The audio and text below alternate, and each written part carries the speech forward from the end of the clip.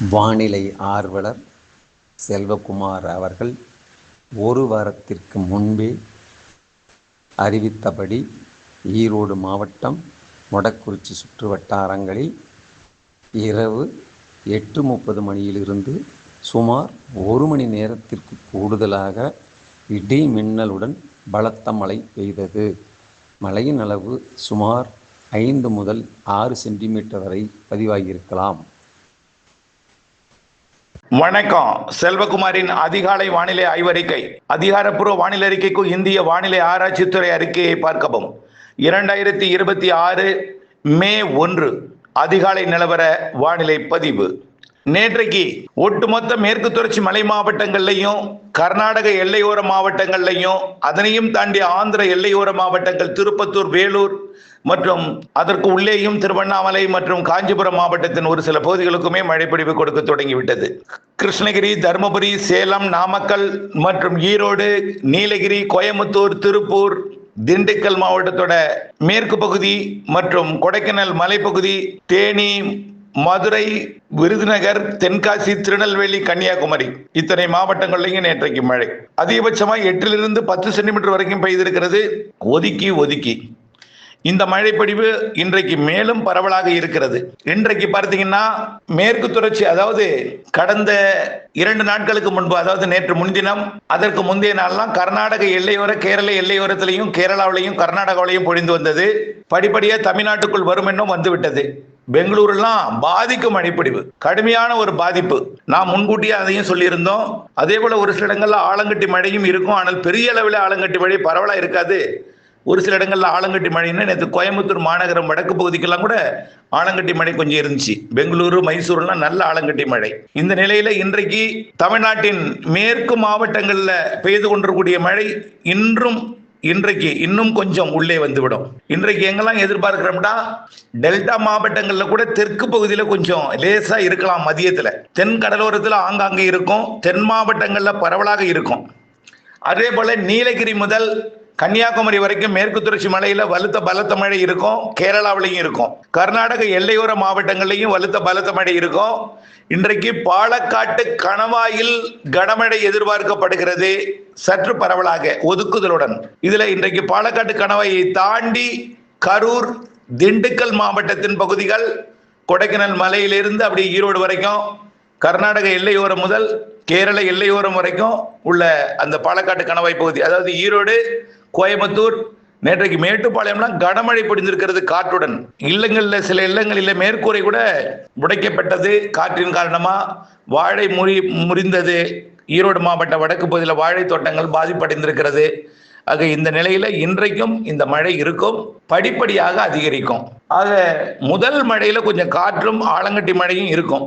படிப்படியாக காற்றோட வேகம் குறைந்தாலும் தினசரி அடிக்கக்கூடிய வெயிலின் காரணமா வெப்பத்தால் காற்று லேசாக்கி மேலெழுந்து அந்த வெற்றிடத்தை நிரப்புவதற்காக காற்று என்பது எல்லா நாளுமே இருக்கும். கோடை மழையில காற்றுக்கு வாய்ப்பு தினசரி உண்டு. அதாவது மழைக்கு முன் வரக்கூடிய காற்று, அதுவும் அதிக வெயில் அடிச்சு வரக்கூடிய இடத்துல எல்லாம் காற்று கொஞ்சம் வலுவா தான் இருக்கும். வேலூர் மற்றும் திருப்பத்தூர், திருவண்ணாமலை, சேலம், ஈரோடு, நாமக்கல், கரூர், திண்டுக்கல், திருப்பூர், கோயம்புத்தூர் இங்கெல்லாம் கொஞ்சம் காற்று இருக்கும் எப்போதுமே. தென் மாவட்டங்களில் கொஞ்சம் காற்றோட வேகம் குறையும். ஏன்னா தென் மாவட்டங்கள்லையும் வெயில் அடிக்குது. பாளையங்கோட்டை, கோவில்பட்டி, சிவகாசி மற்றும் விருதுநகர், மதுரை எல்லாம் வெயில் இருந்தாலும் இதை விட கூடுதல் வெயில் கரூர், பரமத்தி மற்றும் பரமத்தி, வேலூர், ஈரோடு, காவிரி கரையோரமா பகுதிகள் எல்லாமே, நாமக்கல் மாவட்டம் ராசிபுரம், நாமக்கல் வரைக்கும் கூட வெயில் அதிகமா இருக்கு. இந்த வெயில் காரணமா இந்த பகுதியில் மழை வந்தால் காற்றுடன் மழை வரும். அச்சப்பட வேண்டாம்.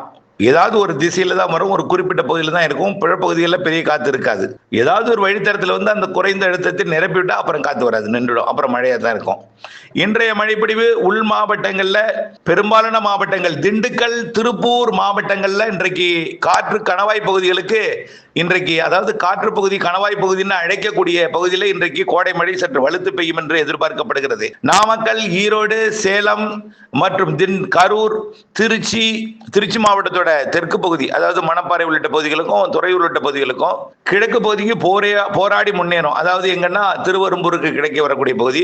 ஆனால் திருச்சி மாநகரை விட கரூர், நாமக்கல், சேலம், ஈரோடு, திண்டுக்கல், திருப்பூர், கோயம்புத்தூர் மற்றும் மதுரை, கொடைக்கானல் மலைப்பகுதி உட்பட தேனி, திண்டுக்கல் மாவட்ட கொடைக்கானல் மலைப்பகுதி, அதேபோல தேனி மற்றும் மதுரை மாவட்டம், விருதுநகர் மாவட்டத்துக்கு இன்றைக்கு கனமழை காத்திருக்கிறது. மாலைக்கு மேல் மெல்ல அது கடலோரத்தை நோக்கி முன்னேறும். நள்ளிரவிலே அந்த மழை திருச்சி மாவட்டத்தின் கிழக்கு பகுதி, பெரம்பலூர் மற்றும் தஞ்சாவூர் மாவட்டத்தின் பகுதிகள், புதுக்கோட்டை மாவட்டத்தோட புதுக்கோட்டை, ஆலங்குடி உள்ளிட்ட பகுதிகளுக்கும் அதையும் தாண்டி ஒரத்த நாட்டுக்கு கூட இன்றைக்கு மழை வாய்ப்பு பிரகாசமா தெரியுது.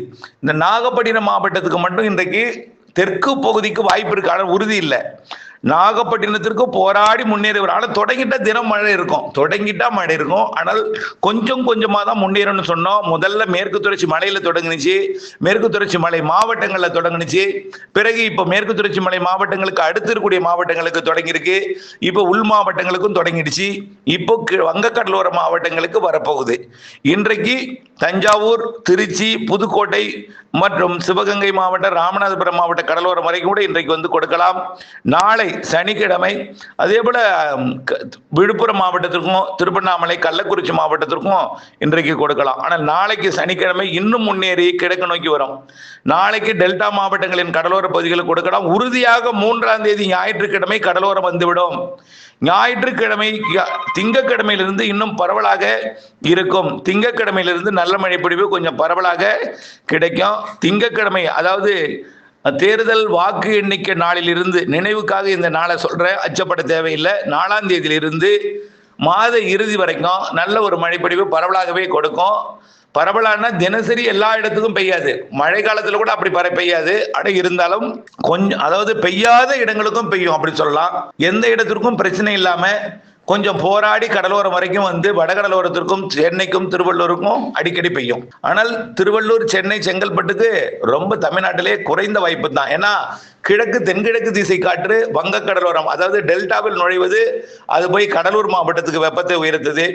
கடலூர் மாவட்டம் மற்றும் புதுச்சேரி பகுதியில் நுழையக்கூடிய காற்று, வடக்கு பகுதியில் நுழையக்கூடிய காற்று அப்படியே போய் வேலூருக்கும் திருப்பத்தூருக்கும் காஞ்சிபுரத்தோட பகுதிகளுக்கும் அதே போல திருத்தணி உள்ளிட்ட திருவள்ளூர் மாவட்ட பகுதிகளுக்கும் வெப்பத்தை உயர்த்தது. அது வரக்கூடிய நாட்களில் கொஞ்சம் கூடுதல் வெப்பத்தை தான் உயர்த்தும். ஏன்னா தென்கிழக்கு திசை காற்று, தெற்கு திசை காற்று வடவுள் ஆந்திர எல்லையோர மாவட்டங்களுக்கு, உள் மாவட்டங்களுக்கு, வடவுள் மாவட்டங்களுக்கு கொஞ்சம் வெப்பத்தை கூட்டும். தென் மாவட்டங்களையும் வெப்பம் இருந்தாலும் திருவள்ளூர் மாவட்டத்தோட திருத்தணி, வேலூர் மாவட்டத்தோட தலைநகர் வேலூர் நம்பர் 1 இடத்தை வெப்பம் பிடிக்கும். இனிமே ஈரோடுக்கும் பிடிக்கும், கரூருக்கும் பிடிக்கும். ஆனால் கரூரை விட வேலூருக்கு இனிமேல் நம்பர் 1 இடம் வெப்பம் அமையும். இந்த மே மாத இறுதி வரைக்கும் வேலூரும் திருத்தணியும் முதலிடத்தை பிடித்துக் கொண்டிருக்கோம். ஆனால் அந்த வெப்பம் சென்னைக்கு கொஞ்சம் வாட்டும். ஏன்னா இந்த திருவள்ளூர் மாவட்டத்தோட திருத்தணியை ஒட்டிய பகுதிகளுக்கும் காஞ்சிபுரம் மாவட்டத்தோட மேற்கு பகுதிக்கும் அப்படியே கொஞ்சம் கொஞ்சமா காஞ்சிபுரம் மாவட்டத்தோட அப்படியே இந்த குன்றத்தூர் இந்த பகுதிகளை கொஞ்சம் கூடுதல் வெப்பத்தை கொடுக்கும். ஏன்னா மீனம்பாக்கத்துக்கு அருகே உள்ள பம்மல், மீனம்பாக்கம், அதன் சுற்றுவட்டார பகுதியில் கூடிய கிண்டி, அதன் சுற்றுவட்டார பகுதி அனகாபுத்தூர் மற்றும் குன்றத்தூர், அதனை ஒட்டியுள்ள பகுதிகள்லாம் கொஞ்சம் வெப்பம் அதிகமா இருக்கும். ஏன்னா மரங்கள் குறைவாக இருக்கு.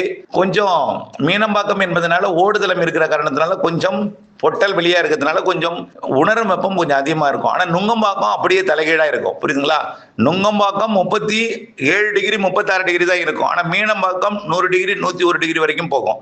மீனம்பாக்கம் மட்டும்தான் சென்னைக்கு கொஞ்சம் அச்சுறுத்தும் வெயில் இருக்கும். ஏன்னா மரங்கள் இல்லாத காரணத்தினாலே.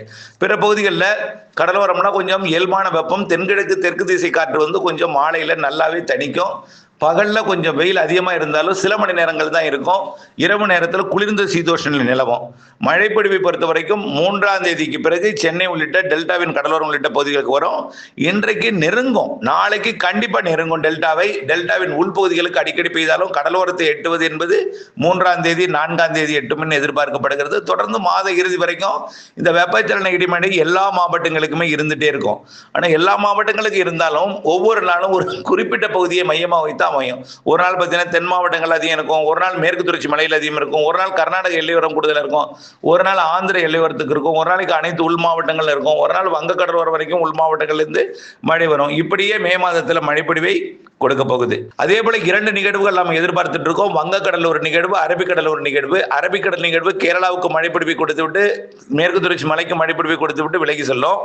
வங்கக்கடல் நிகழ்வு தமிழ்நாடு ஆந்திர பிரதேசத்துக்கு நெருக்கமா வந்து இலங்கைக்கும் தமிழ்நாட்டுக்கும் நல்ல மழைப்பிடிப்பை கொடுத்து விட்டு பிறகுதான் அது காற்று சுழற்சி என்பது தீவிரமடைந்து தாழ்வு நிலை பகுதியாகி பிறகு விலகி செல்லும். அதற்கு பிறகு ஒடிசா, மேற்கு வங்கம் போன்ற பகுதிகளுக்கு நிறைய மழைப்பிடிப்பை கொடுக்கும். இருந்தாலும் தமிழ்நாட்டிற்கும் மழைப்பிடிப்பை கொடுக்கும் வகையில தான் வானிலை அமைப்பு செட்டிங் எல்லாம் செட் ஆகியிருக்கும். ஆகவே மே மழை நல்ல மழைப்பிடிப்பை கொடுக்கும். மாலை இரவு இடிமழை பிடிப்பை கொடுத்தாலும் பகல்ல கொஞ்சம் வெப்பமும் அங்காங்கே கொஞ்சம் புழுக்கம் வேர்வை இருக்கும், கொஞ்சம் கூடுதலாக தான் இருக்கும்.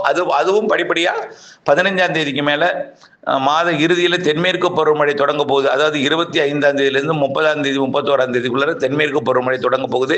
கண்டிப்பா மே இறுதி நாட்களில் தான் தென்மேற்கு பருவமழை தொடங்க போகுது. நிகழ்வு உருவாகி தென்மேற்கு பருவமழையை தொடக்கும் பொழுது தென்மேற்கு பருவக்காற்று நுழையும் பொழுது படிப்படியாக வெப்பம் தணிந்துவிடும்.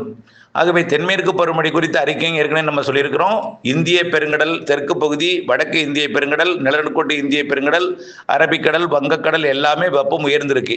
பசிபிக் பெருங்கடல் வெப்பம் அமெரிக்க பக்கம் உயர்ந்தாலும் வெப்பத்தை ஆசிய பக்கம் கடத்திட்டு இருக்கு. மத்திய பசிபிக் பெருங்கடல் வரைக்கும் கொஞ்சம் வெப்பம் அதிகமாக இருக்கிற காரணத்தினால வலுவான நிகழ்வு ஆசிய நாடுகளுக்கு வலுவான நிகழ்வினால் நிறைய மழைப்பிடிப்பை தாக்கும். வலுவான நிகழ்வு காற்றுடன் கூடிய மழைப்பிடிப்பு சூப்பர் புயல்லாம் பிலிப்பைன்ஸ் மற்றும் தைவான், சீனா போன்ற நாடுகளுக்கெல்லாம், ஹாங்காங்ல இந்த வருஷம் கடந்த வருஷத்தோட கொஞ்சம் வலுவான நிகழ்வு இருக்கு. ஆசியாவை பொறுத்த வரைக்கும் இப்படி இருக்கு. இந்திய தீபகற்பத்தை பொறுத்த வரைக்கும் இந்திய பெருங்கடல் வெப்பத்தை பொறுத்தாமையும் இந்திய பெருங்கடலுக்கு நிலநடுக்கோட்டுக்கு தெற்கிருந்து தென்மேற்கு பருவக்காற்று வரும் என்பதனால நீராவியை சுமந்து வரக்கூடிய காற்று கூடுதல் நீராவியை சுமந்து வந்து வட இந்திய நிலப்பகுதி மற்றும் ஒடிசா கரையோரம் உருவாகக்கூடிய தாழ்வின் காரணமாகவும் அரபிக்கடல் தாழ்வின் காரணமாகவும் நல்ல ஒரு நீராவி சுமந்து வரும் காற்று கேரளா, கர்நாடகா உள்ளிட்ட மேற்கு தொடர்ச்சி மலை மாநிலங்களுக்கும் வட இந்திய இமயமலை ஒட்டிய வடகிழக்கு மாநிலங்களுக்கெல்லாம் நிறைய மழைப்பிடிப்பை தர இருக்கிறது. இந்த கோடையிலேயே வடகிழக்கு மாநிலங்களுக்கு பாதிக்கும் மழைப்பிடிப்பே தெரியுதுங்க. இந்த கோடையிலேயே வரக்கூடிய நாட்களிலேயே வடகிழக்கு மாநிலங்களுக்கு அச்சுறுத்தும் பாதிக்கும் மழை தெரியுது.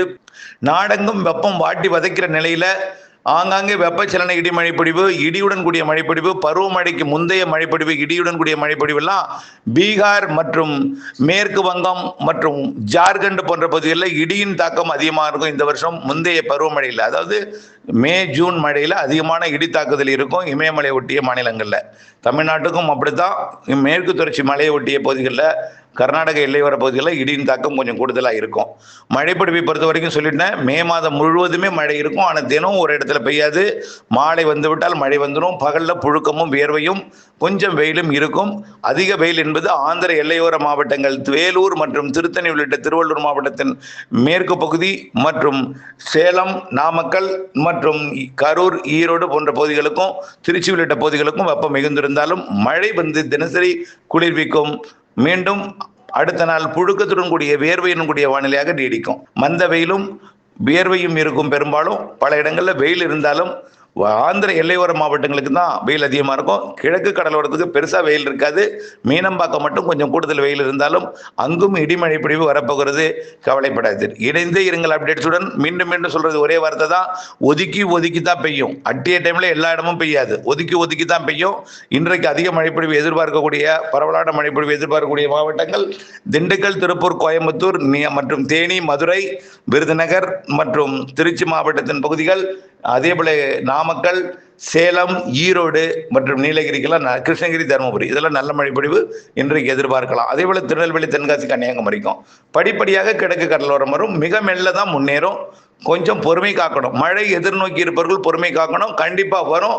மழை தொடங்கிட்டுனா அப்புறம் மழை இருந்துட்டே இருக்கும். போராடித்தான் வரும். கிழக்கு காற்றின் காரணமாக தான் இந்த மழை. கிழக்கு காற்றின் வேகம் கூடுதல் காரணமாக போராடி தான் வங்கக்கடலோரம் நெருங்கும். வங்கக்கடலோரம் வந்து விட்டால் அப்பப்போ மழை இருந்துட்டு இருக்கும். கொஞ்சம் பொறுமை காக்கணும். இணைந்தே இருங்கள் அப்டேட்ஸுடன். நன்றி.